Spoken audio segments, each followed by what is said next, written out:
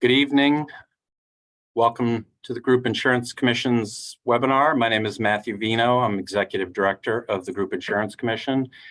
We are grateful that you've joined us here this evening. This is the second of 3 public information sessions that we will hold this week.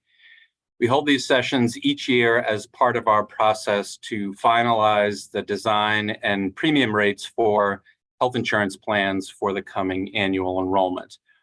We are holding these sessions virtually by Zoom and also live streaming on YouTube. We will post the video of this session to the GIC's website after the session at mass.gov/GIC. Our plan this evening is to do a 30-minute or so presentation followed by a Q&A session. I will be joined by Erica Shabelli, a key member of the GIC's leadership team, who will assist with logistics, and also joined by other members of the GIC senior staff who will help with the Q&A portion of the session. Before we get started, I just want to note a few housekeeping items. Your participation in this information session is not required for you to participate in annual enrollment. This is completely voluntary and informational only. And we also do have this evening closed captioning, which will be embedded in the stream as well as by a link provided in the Zoom chat. You will also see a link for ASL, American Sign Language Services, a link for that as well in the chat. So thank you for joining us, and let's proceed. So here is our agenda for this evening. We're going to start with a brief overview of the Group Insurance Commission and the companies that we work with. Many of you will be aware of this. This will all be fairly familiar, so we won't spend too much time on that, but do want to touch on who we are, what our role is, and a few key things about how we operate. Then we will walk through what to expect for the upcoming plan year as it relates to plan design and rates. And then we will close with questions in the Q&A session. We will take a few of them verbally during the Q&A session that we think will be most relevant to the whole audience. So you may submit questions at any time during the presentation this evening using the Q&A tab, which is typically at the bottom of the Zoom screen. We will be reviewing your questions, and we do have staff on hand to respond to them real time, also right in the Q&A tab. As I said, we will, for some questions that we receive that we think will be of interest to everyone, we'll address those verbally after the presentation. With so many participants, we may not be able to get to every single question tonight, but we'll get to as many as we can. I do want to note, as it says here on the slide, we do have an FAQ document, frequently asked questions, which you'll see a link to. And of course, there you'll find the answers to many of the questions that you may have. So we will, using this session, we will compile and publish on our website an updated frequently asked questions document. We will also be compiling a comprehensive report of these sessions and presenting to our commission at their next meeting, which will be on February 29th. All of the materials that I've referenced here will be posted on the GIC's website. Again, that's mass.gov/GIC. Finally, I just want to note that for those of you who wish to make a lengthy statement or have questions about your specific coverage, particularly details about your healthcare, we strongly encourage you not to address those in the Q&A, but to send us written comments with the online form that is shown on the screen here. This will assist us in protecting your privacy while being responsive to you. This is a public session with many hundreds of people participating, so we want to preserve your privacy. So this year's annual enrollment will run from April 3rd through May 1st. This is the period when anyone who's eligible for GIC coverage can make changes to your insurance choices. And this is all for coverage that will begin on July 1st of 2024. So please mark your calendars for that. Immediately prior to the opening of annual enrollment on April 3rd, you will have benefit guides available to you to help you make the most informed decisions. So the GIC has been doing a lot of hard work to make it easier and more convenient for you to interact with us and conduct your business with the GIC. As many of you know, we now have an online member benefits portal called My GIC Link. Again, you can access that and other materials through our website at mass.gov/GIC. All state and municipal active employees and retirees, if you have a valid email address, you can register for this portal. Through that, you'll be able to update your personal information with us, view your benefits 24/7 throughout the year. If you have a qualifying event, you can execute that through the portal. And you'll also be able to learn about and register for future member information sessions ahead of annual enrollment. Just want to note again, in order to access the portal, you do have to register with us, as it's a very secure website. So I encourage all of you who haven't yet signed up for My GIC Link to do so this year. So with that as prologue, we'll start with a quick reminder of some important facts about the GIC. And as always, we start with our mission. Rather than read it off the slide here, I just want to highlight a couple of keywords and phrases that mean the most to us. Certainly, top line, middle is our members. Our members are always and should always be at the heart of what we do. As I like to say, we are here to serve those who serve, whether it's for the Commonwealth or one of its cities and towns, or some other public entity that purchases through the GIC. And then a little further down on the next line, high quality and affordable benefits. So we're balancing here two important objectives. We want to make sure that your insurance coverage is as comprehensive and high quality as it can be, but also at a cost that you and the state and local government or the other taxpayers ultimately can afford. Benefits need to be sustainable for all of us. So that's our mission. To execute on that mission, as you know, we offer a wide range of benefits through the GIC beyond just health insurance. We have dental, vision, life, long-term disability, as well as flexible spending accounts and an employee assistance program. Just want to note that not all offerings that are listed here are available to all GIC members. For instance, the flexible spending account program is only available to active state employees, as cities and towns frequently offer their own such programs to their employees.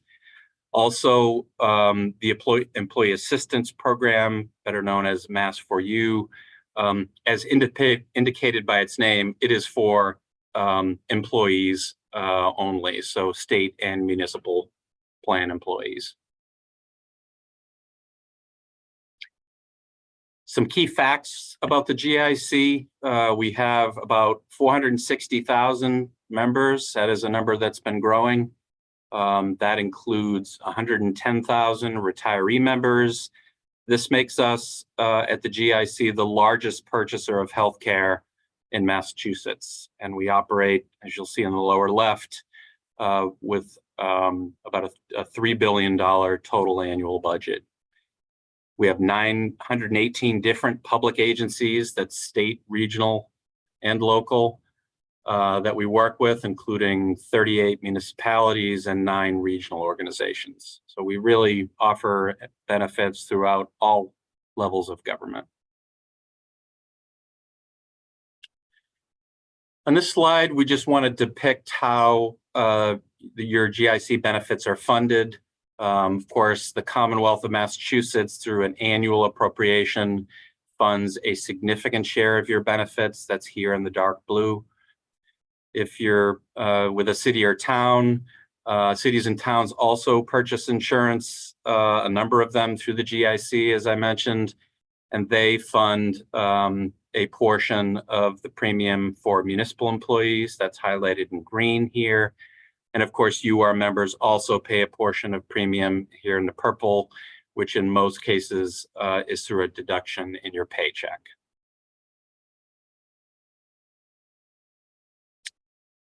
So without getting too much into the weeds, I do want to note that the GIC benefits are financed in a little different way than many of you may be used to.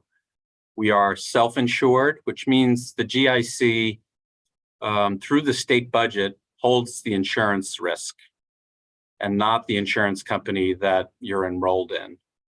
So the way that works generally is when you receive healthcare services, your doctor sends a bill to the insurance company that in turn pays the doctor or hospital.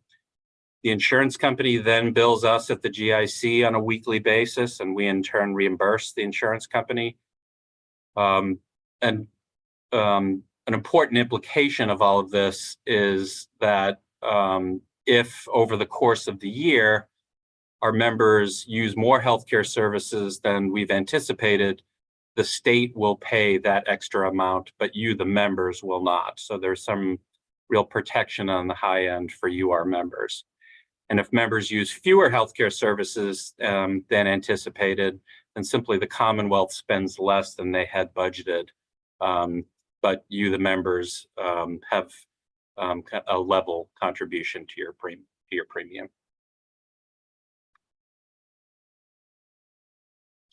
Before we go on, I just want to remind you that you may submit questions at any time during the presentation using the Q&A tab of Zoom.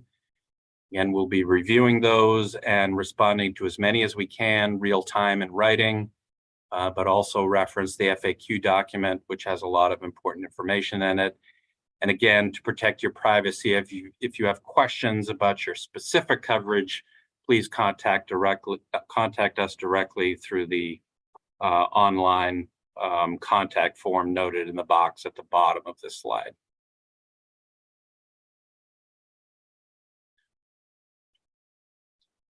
So with that, we will move into an overview of our insurance premiums and plan design for the coming year.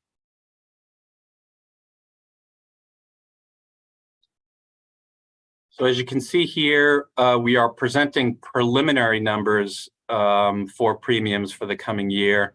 We will continue to work to refine these numbers over the coming 6 weeks. So the final number may be slightly higher or slightly lower, but this is the working estimate that we have at the time. And unfortunately, we are looking at larger premium increases this year than we've had in the recent past. So in the green box in the center of the slide, you will see that we are projecting an aggregate average increase of 9.6%. And this is a weighted average of all of the GIC plans put together. That's Medicare and non-Medicare plans. It is important to note again that this is an average, but the premiums for specific plans will also vary. Some will see increases that are higher than 9.6, and some will see increases that are lower than 9.6. So the key here, I think, as we've said many times in these prior year sessions, is that as you select your plans, it's critical to carefully evaluate your options so that you can have insurance coverage that really meets your needs.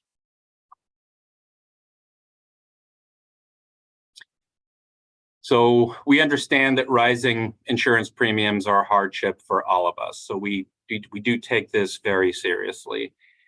But the challenges to healthcare affordability are very real, and they are increasing for the GIC and for everyone else. When the cost of healthcare goes up, the cost of premiums that pay for them also goes up. This is driven largely by two main dynamics. Number one, the prices charged by doctors and hospitals for the services that they render to our members are rising at a faster rate this year. This, again, is a problem that the whole state has to face and grapple with. Also, the cost of prescription drugs is increasing at a faster rate this year than last, as drug manufacturers command higher and higher prices, especially on the new drugs that they are bringing to market. As I said, these challenges are not unique to the GIC. Premiums are increasing for everyone because the cost pressures are driven by broad challenges in the whole healthcare system, and we are a part of that system.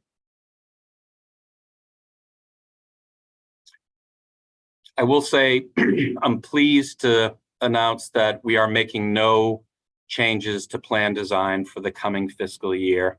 So the copays and deductibles for our plans will be the same next year as they are today. Our longstanding preference at the GIC is that we limit year-to-year changes and really focus those in procurement years.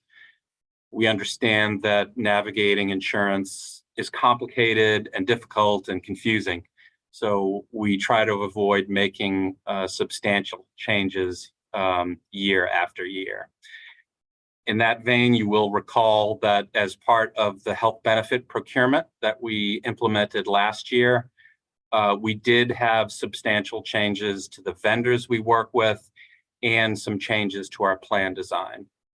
So we wanted to keep that to a minimum this year.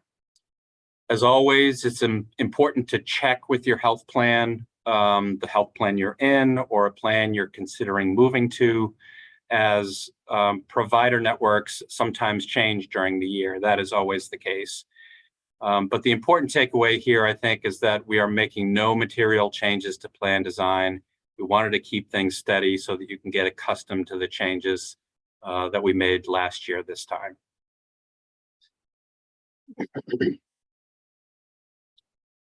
To close out this section, I thought it would be helpful to do a quick overview of the process we go through to prepare our rates and plan design for the coming year. So the first step is, which we did in December, was to present our premium projections to the commission. Those are the initial premium projections. And as I noted, these are based on information that we have at the time, and they're uncertain because we're looking 6 months into the future. The second step, which we did last week, was to recommend to our commission any plan design changes that we wanted to implement.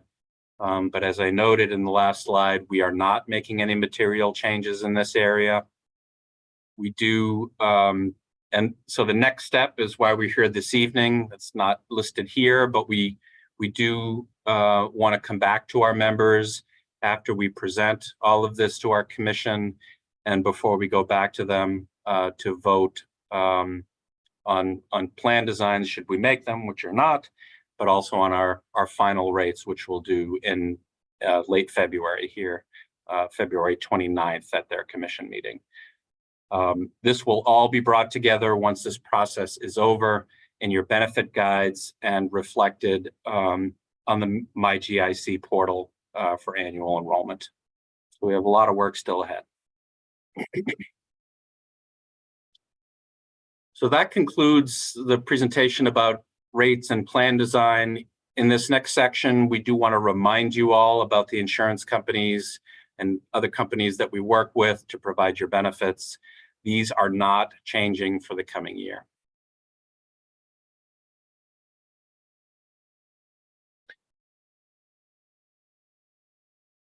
So there are no changes to the companies that provide your pharmacy benefits.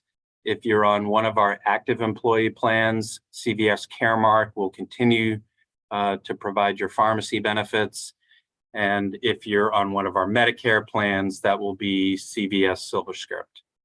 So we're making no changes to the plan, but as always, similar to the provider network side, CVS may make changes to tiering or to drug formularies during the year. So it's important to stay in touch with the folks at CVS if you have any questions about your coverage. Similarly, the company that we moved to last year to manage our flexible spending accounts, that was Task, will continue to offer that program to our state employee members. Next, we'll move on to the companies that we work with to provide your health insurance plans. So before I do that review, I do want to note that another of our health insurance plans has decided to change its name, and we want members to be very well aware of this. The company Unicare that we've worked with for many, many years is rebranding and have decided to change their name to WellPoint. All of the names of the specific plans that they carry, those will not change. You see that in the central part of the slide. So Community Choice, Medicare Extension, Plus, and Total Choice, those will all still continue to be the plan names, but the overall name of the company will change from Unicare to WellPoint. Unicare will be sending information out to you all about this name change over the coming month, so please keep an eye out for that. And for those of you who are in Unicare and will remain in Unicare, you will be receiving new member ID cards as we approach July 1st. So I just want to emphasize that this is only a change in the company name. There are no other material changes to the plan, to the plans offered by this company. So that name change aside, as reflected here, there are no changes to the companies we work with to provide our non-Medicare plans. Of course, we divide those up into a few categories for our national members outside of New England. We have a regional network plan in Western Mass. We have a number of broad network plans for those of you who reside in New England, in addition to two limited network plans that are available in most of Massachusetts. So I just want to note again, with rising premiums, it's really important this year to evaluate your options and choose a plan that you can afford and really meets your needs. Similarly, for our Medicare plans, we will continue to work with the same companies that we have last year to provide your Medicare benefits. We continue to have our national network plans, as well as our Medicare Advantage plan offered through Tufts.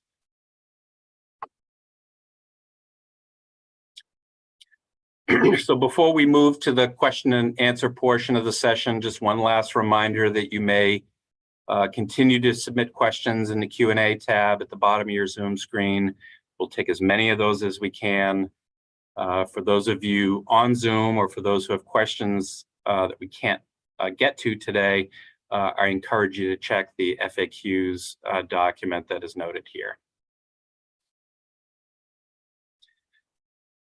So with that, that concludes the formal presentation.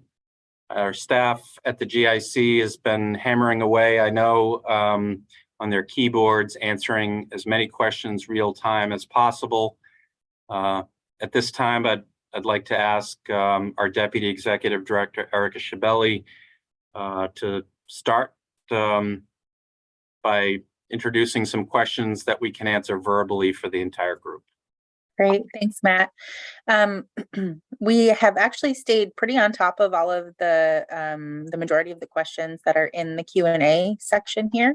But one of the things that we get asked often is about a +1 plan, an individual +1 plan. And so, yep. Matt, you could speak a little bit to that.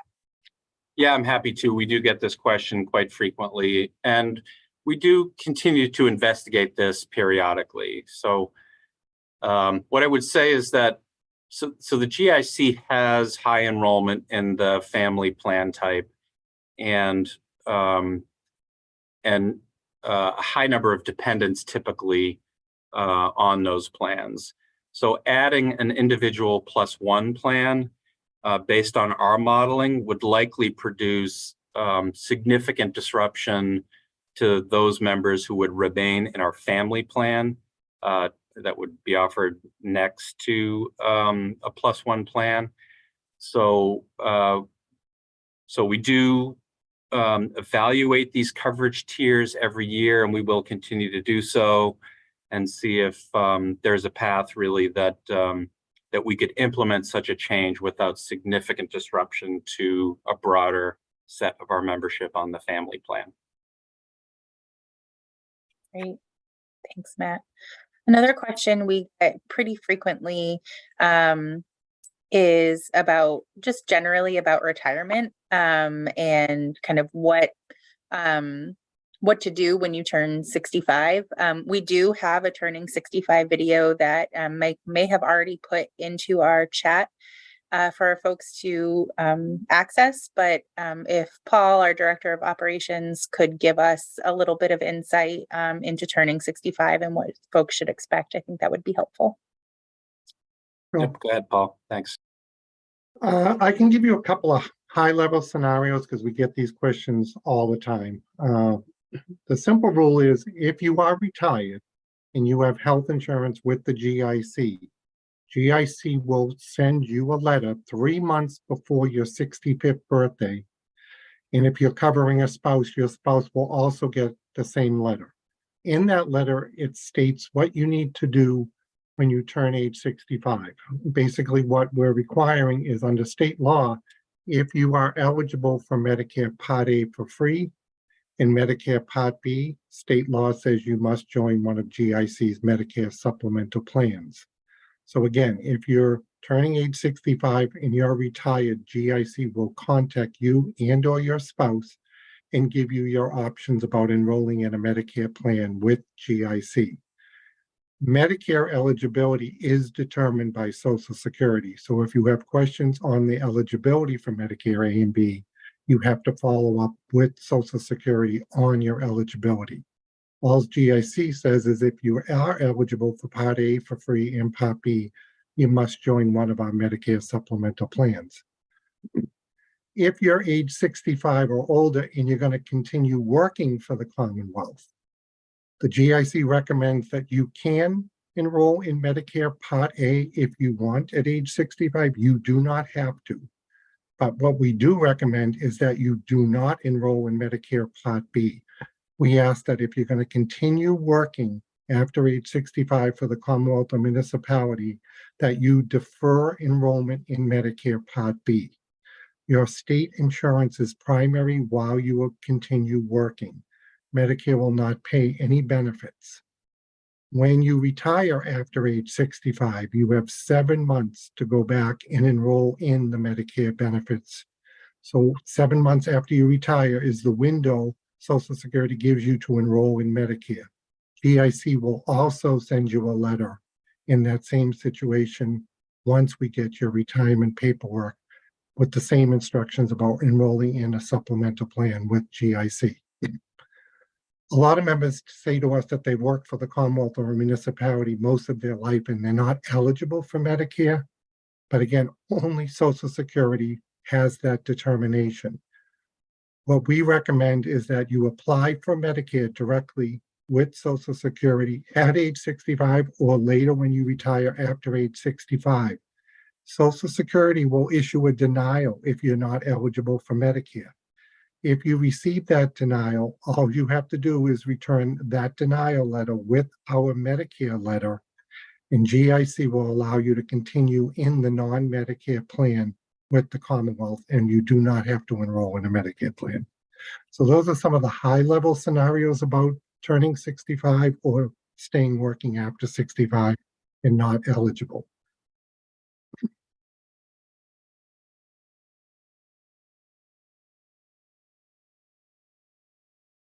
Thank you, Paul. We're getting a couple of questions about the upcoming rule change about the reduction of waiting period for newly hired employees. Matt, I'm happy to speak to that unless you'd like to get it started. Yeah, I'll just say please come in behind me, but I'll just say that we're really excited to do this. For those of you, this may be not applicable to all of you because you're already GIC members, but starting on this coming July, we are making a substantial change to this that for new hires will dramatically close any gap in coverage or eliminate gaps in coverage when you join the state. With that, Erica, you've been doing a lot of work on this, so I'll let you speak to it in more detail. Sure. Sure. So this rule change is really going to be applicable, as Matt mentioned, for those employees who have yet to be hired to the Commonwealth, but who will start July 1st or after. And so those of you on this webinar who may be interested are GIC coordinators and other HR professionals. So high level, the legislature mandated that GIC benefits become eligible, or rather a new employee becomes eligible for GIC benefits on the first of the month following hire, or if they start on the first of the month, then their benefits would start on the first of the month as well. So that's really high level, what that new rule change is. And again, that goes into effect on July 1st, 2024. So if let's say somebody started anytime before July 1st, the old rule of a 60-day waiting period would still be in effect. So that's the high level. For those of you who are interested in learning more about this rule change for new hires, you can expect an email this week with additional details, as well as trainings and info sessions similar to this one coming up in the spring. But because, we're focused really on the upcoming plan year and our existing members right now for this info session, that's, we'll keep it high level, but you can expect more information later this week as well as into the spring. Thanks, Erica. Sure. So let me just go back to our running list of questions here. One moment. So we got a question about how this year's increase compares to past years, and wanted to kick that over to Matt. Yeah, thanks, Erica.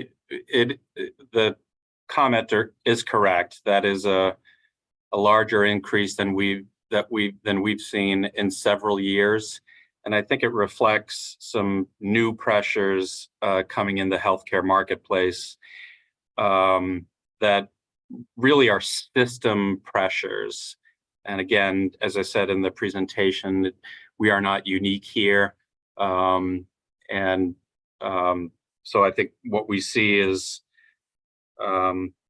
hospitals and physician systems increasingly requesting and demanding significant increases in the rates that they charge to insurance companies, and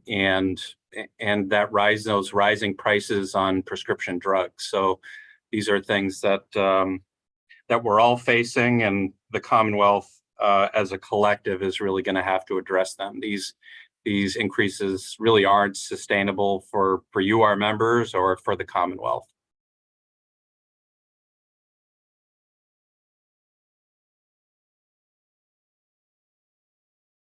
Thanks, Matt. Let me see here. So we have a question: are retired teachers able to enroll in Medicare, or rather unable to enroll in Medicare due to paying into Mass Teachers Retirement and not Social Security? That's a good question for Paul Murphy. The one thing to keep in mind on the Medicare or the Social Security eligibility is most state employees paid into Social Security starting April 1st, 1986. So there is some eligibility for Medicare for those members that started paying when they came to work for the Commonwealth after 1986. It is always best to check with Social Security about your Medicare eligibility. Some people are eligible through a spouse. Some people have paid in prior to their employment with the Commonwealth. So it varies by individual, but only Social Security can determine if you are eligible for Medicare or not. So it's always best to check with them. Thanks, Paul. So we actually got a couple of questions here about what happens when your spouse is turning 65 in advance of yourself. Assuming that, you are the GIC member and your spouse is turning 65 ahead of you. Paul, could you speak a little bit to that? Sure.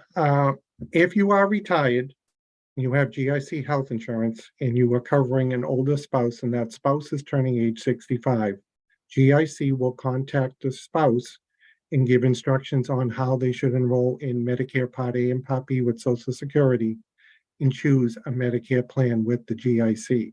So whether we refer that to an over and under, so the spouse is going to be over age 65 enrolling in a Medicare plan, and the member will remain in the individual non-Medicare plan. One thing to note is that if you're only covering a spouse, a family plan in that situation is no longer required. What GIC will do is treat it as two individuals. So the member turning age 65 will go into an individual Medicare plan, and the member under age 65 stays in an individual non-Medicare plan. So the family premium goes away and it becomes two individuals in situations like that. Great, thank you, Paul.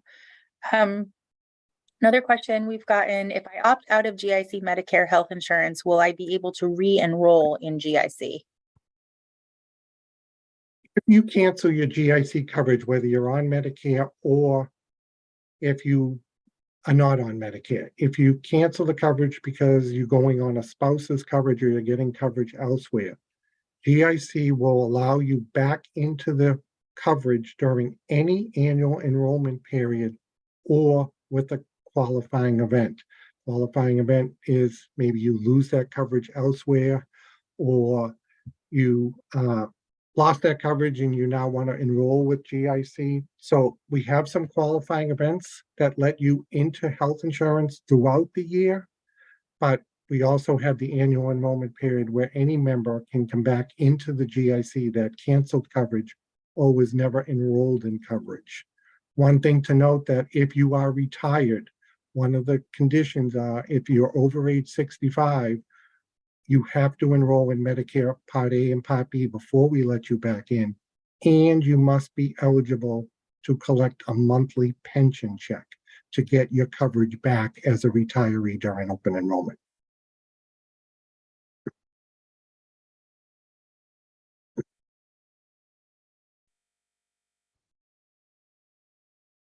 Thank you, Paul. We're pretty much caught up on questions, but we just got one more. If you drop the retiree dental plan, can you rejoin during open enrollment?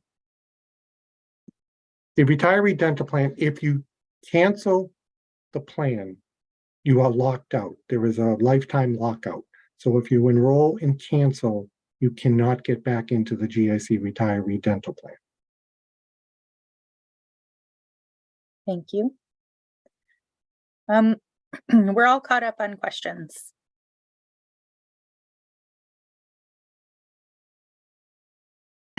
All right, well, I'm happy to conclude this information session. I want to thank each of you for joining us. As we've noted throughout and in the comments, all of the materials that we've used here today, you can find on the GIC website, and look forward to having you participate in the annual enrollment period. If you have any questions of us, again, I would highly recommend folks to use the online contact form, which you can find on our website. Sometimes folks have a little difficulty getting through on phones if we're especially busy. That is a great way to get your question in the queue so that you don't have to wait, and we can respond to you as soon as we can. So just thank you all for your engagement and for joining us here tonight, and for continuing to put your trust in the GIC. We're happy to serve you. Thank you so much.